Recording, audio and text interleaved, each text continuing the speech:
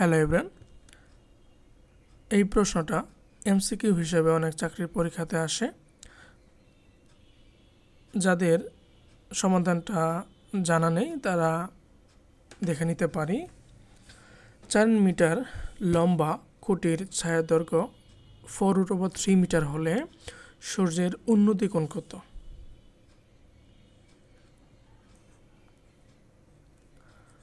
এ, C, B. ভূতলের উপরের কোনো বিন্দু ভূমির সমান্তরাল রেখার সাথে যে কোণ উৎপন্ন করে তাকে উন্নতি কোণ বলা হয়। চিত্রের এ সি বি কোণ হচ্ছে উন্নতি কোণ, ঠিক আছে, এবং অবনতি কোণ হচ্ছে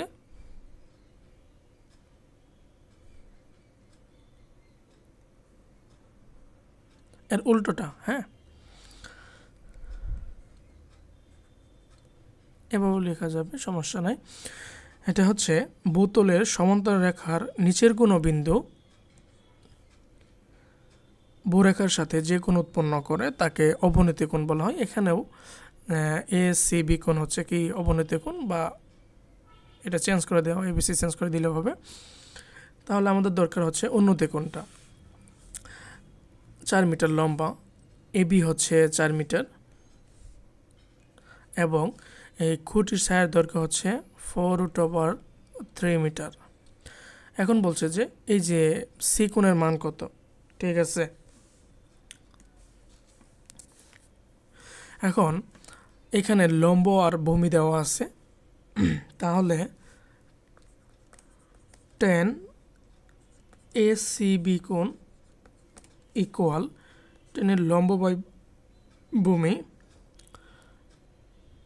AB ডিভাইডেড বাই BC।